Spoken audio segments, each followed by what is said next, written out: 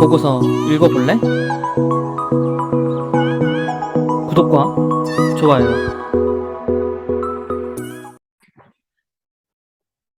자, 기아부터 시작을 한번 해보도록 하겠습니다. 매출액은 23조 1천억 원 정도, 그다음에 영업이익은 7,680억, 순이익은 4,590억을 벌어들였습니다.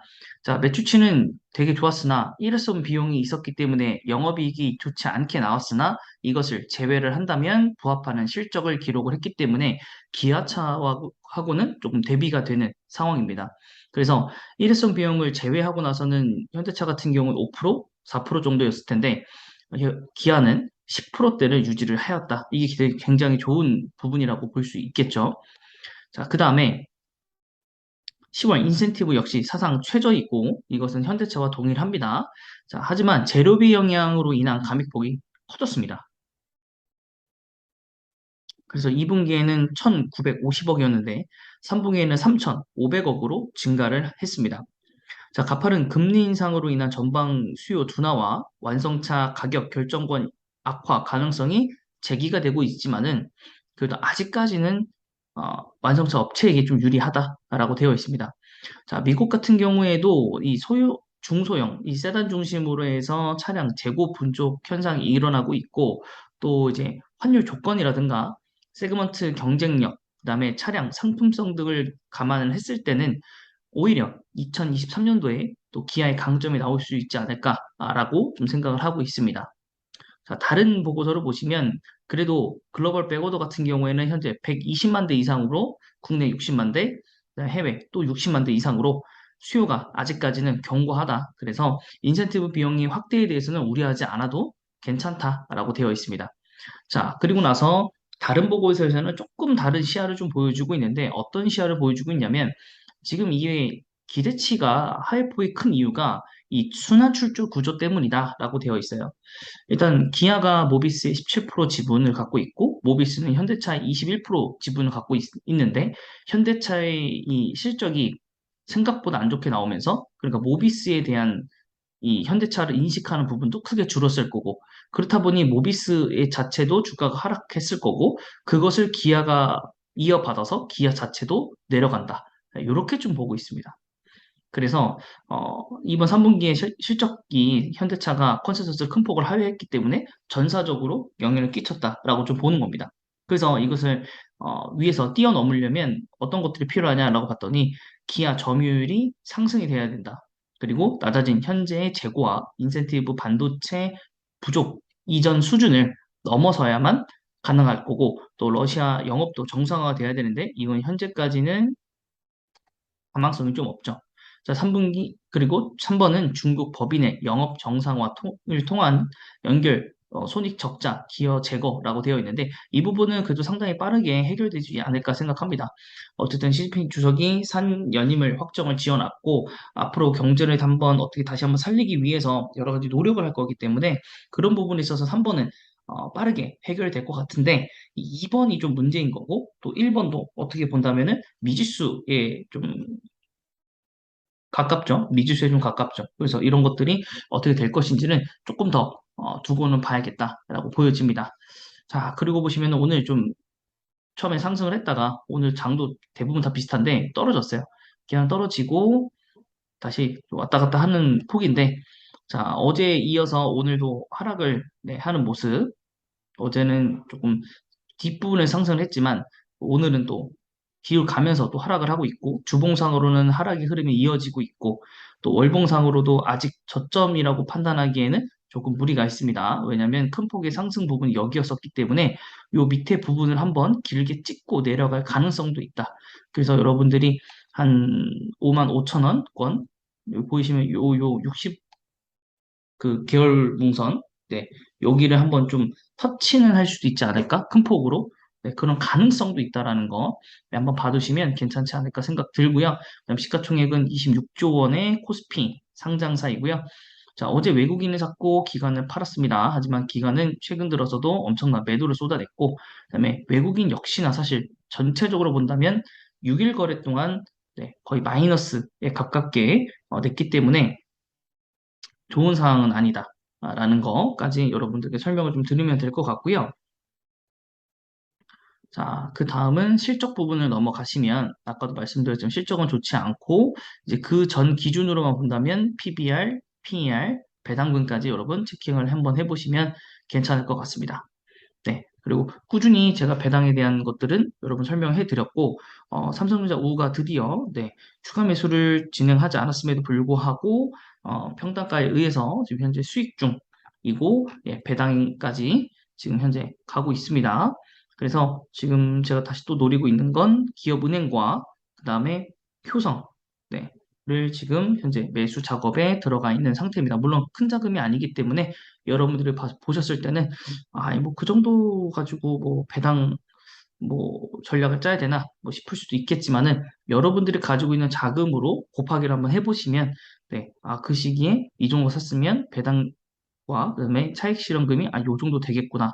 아, 연말에는 배당 쪽으로 좀 힘을 쏟는 게 낫겠구나. 네, 라는 생각이 아마 드실 수도 있을 것 같습니다. 자, 다음은 포스코 케미칼입니다. 포스코 케미칼 얼마 전에도 제가 영상으로 소개시켜 드렸는데 이 양극재 부분들이 회사들이 좋고 2차전지 부분들 회사들이 좋았기 때문에 그래서 한번 보시면 양극재 중심의 매출 성장세가 일어났다. 그래서 3분기 매출액이 1조 530억, 영업이익은 820억입니다. 그래서 일단 영업이익률은 7.8%를 기록을 했고요. 호실적이라고 합니다. 양극재로 EV향 이 출하가 증가를 했고요.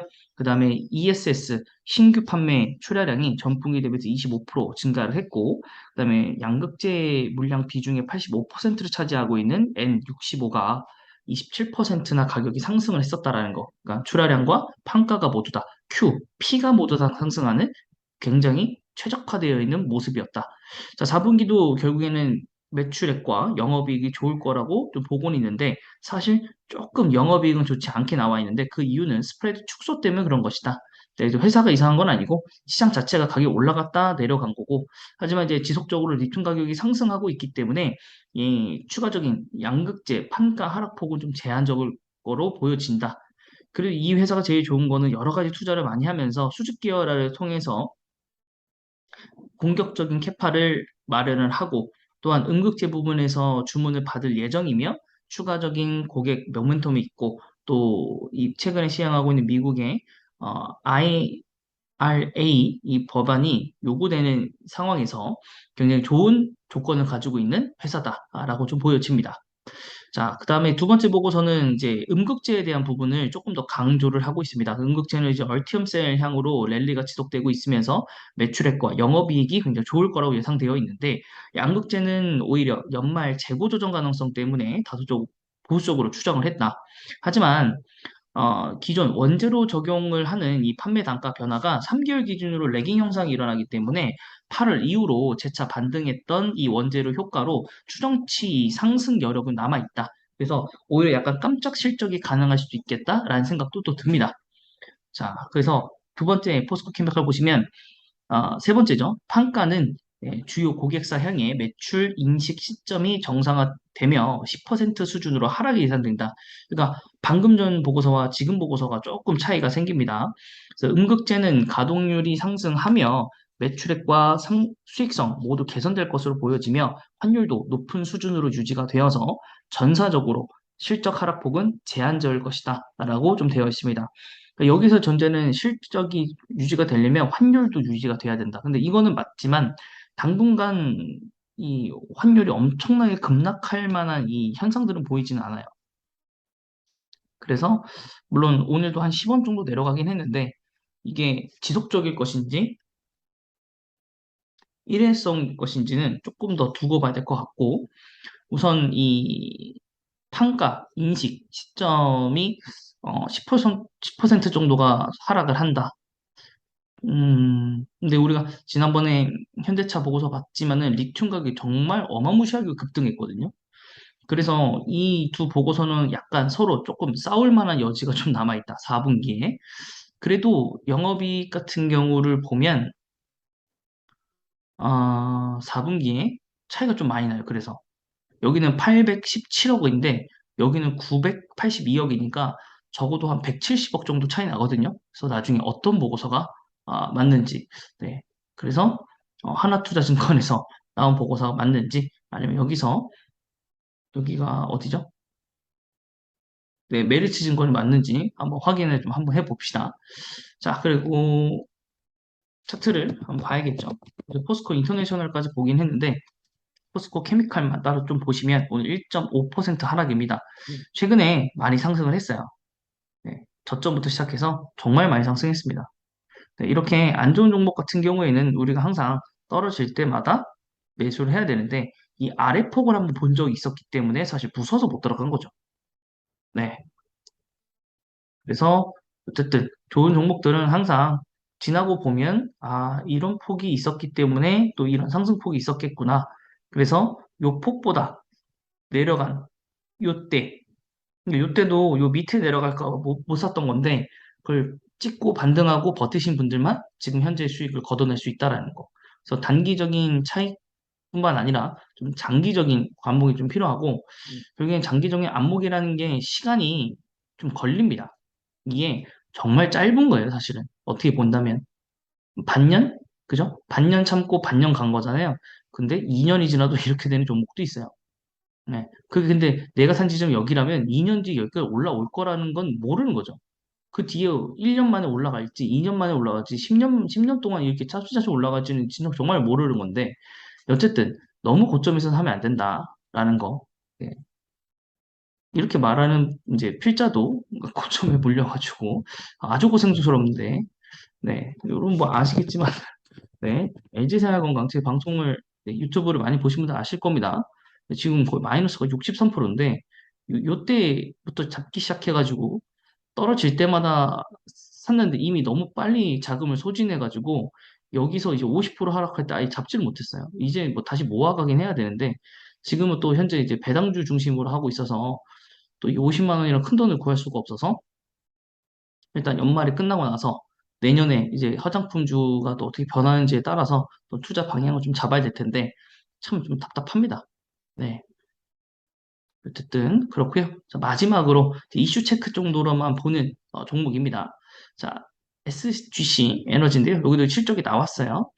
3분기 영업이익만 일단 보시면 468억 원입니다. 굉장히 좋은 실적을 거뒀고 그 이유 중에 하나는 바로 S&P 상승, 판가 상승 때문에 이루어졌고 발정량 회복, 그 다음에 선제적인 재고 확보를 따라서 여러 가지 매입 가격이라든가 이런 것들이 지금 소폭 좋아졌다라는 거고 4분기도 추가적인 증액이 가능합니다. 그 이유는 S&P가 올라가기 때문에 그런 것이고 2분기부터 안정화가 되고 있는 글로벌 석탄 가격과 그다음 탄소 배출권 판매에도 긍정적이다라고 보고 있습니다. 하지만 이제 우리가 큰 리스크를 줬던 것 중에 하나가 뭐냐면 이 S&P 상한제였었는데 재시행을 합니다. 그래서 12월에 시행될 예정이고 3개월 동안 한시적 도입을 하고 상한 가격 역시 초안보다는 약간의 완화를 통해서 진행할 것으로 보여집니다. 그래서 이 규제 리스크가 계산 가능 영역으로 돌아만 온다면 이 밸류에이션 측정에도 도움이 되기 때문에 5월 이후부터 S&P 상한제에 대한 규제로 이 불확실성으로 인해서 주가가 엄청나게 떨어졌는데 이런 부분들이 많이 줄어들 것이다. 그래서 한번 보시면 네, 아직 올라오지 않았어요. 아직.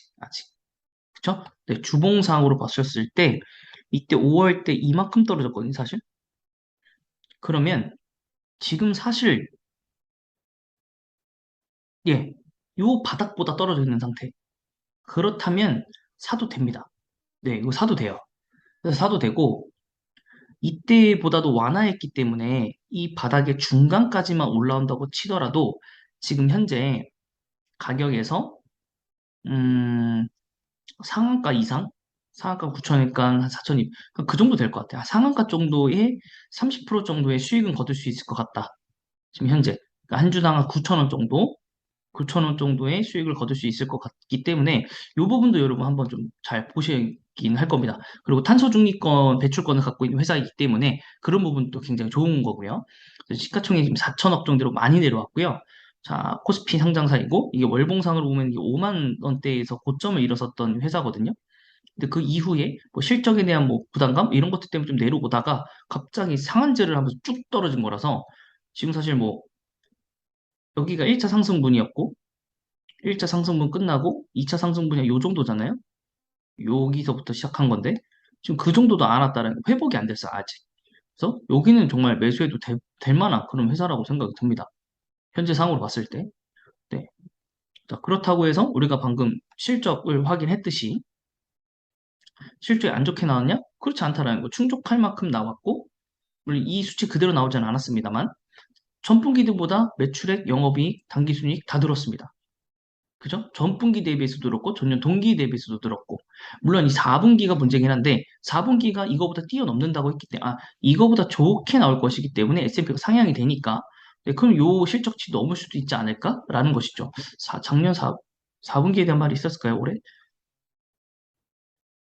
지금 198원이었던 게 240원이면은 보통 지금 얼마 오른 겁니까? 35원? 35원이 오른 거라서 킬로와트당 35원. 35원이면은 지금 계산만 한번 해볼까요?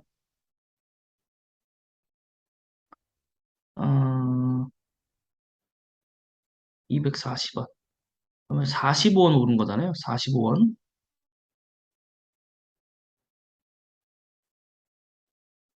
네, 지금 보시면 지금 금액이 23% 오른 거예요. 23%.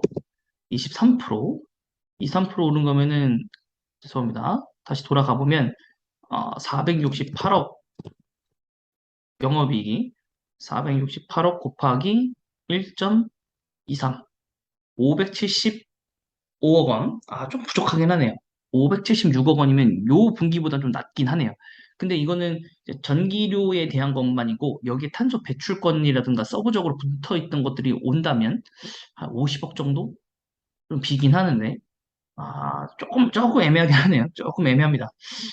그래도 요 회사가 이런 것들을 모두 다 충족을 하고 있다는 거. 저 PBR, 저 퍼, 그 다음에 배당금. 그리고 배당금이 이게 아까 저 환산율로 치면 시가 배당률은 이제 4% 정도의 수익률이고 또 ROE가 좋고 그다음에 여기 탄소 배출권이라서 탄소 그쪽으로도 좀 연관이 되어 있는 회사라서 과거 영상 찾아보시면 여러분들 아실 수 있으실 겁니다. 그래서 저는 이 회사 괜찮다고 생각이 들고요. 현재 구간 괜찮은데 이게 이제 오늘 어제 기준점으로 좀 올라왔고 오늘 이제 상승을 하다 말았기 때문에 다시 한번 내려오면 한 3만 원대에서 한 잠궈보는 거, 네, 강력 추천 한번 드리도록 하고, 저 또한 다시 한번, 이 회사를 추가를 좀 해서, 좀 봐야 될 것 같아요. 그래서 좀 살 회사들이 좀 뒤로 가면서 많아지고 있기는 한데, 네, 어쨌든 좀 눈에 보이는 거고 좋은 회사 빨리빨리 사야 되니까, 네, 어쨌든 삼성전자 우 같은 경우에는 이제 사실 이제 금액이 들어가진 않을 거고, 어쨌든 상승 구간에 있기 때문에 효성, 기업은행, SGC, 에너지 이렇게 여러분들 한번 보시면 괜찮지 않을까 생각을 합니다. 물론 이제 또뭐 곁들여서 뭐 말씀드리면 SK텔레콤도 보고는 있는데 통신주에 대해서 아직 좀 긍정적인 부분들이 나오지는 않고 있어서 네, 그 부분들이 조금 애매하죠. 네, 그쵸? 기관만 많이 사고 있고 물론 배당금을 많이 주긴 합니다. 배당금. 그쵸? SC하고 한 10,000원 정도 차이 나는데 이 배당금 한 2배 차이 나잖아요. 네, 이런 거 보면 또 배당주로서는 네, SK텔레콤이 무난하게 가져가고 실적에 대한 또 부담감이 없는 네, 그런 회사라고 볼 수 있겠죠. 네, 그래도 이번에 또 그 카카오랑 같이 좀 엮이면서 SK텔레콤 자체도 네, 좀 좋지 않은 좀 비판을 좀 받고 있어서 네, 그런 것들만 아, 좀 피하시면 괜찮지 않을까 네, 생각이 듭니다. 네, 그래서 이번 보고서는 여기까지고요. 또 다음 보고서는 또 다음 실적 나왔던 회사들 기준으로 또 봐드리도록 하겠습니다.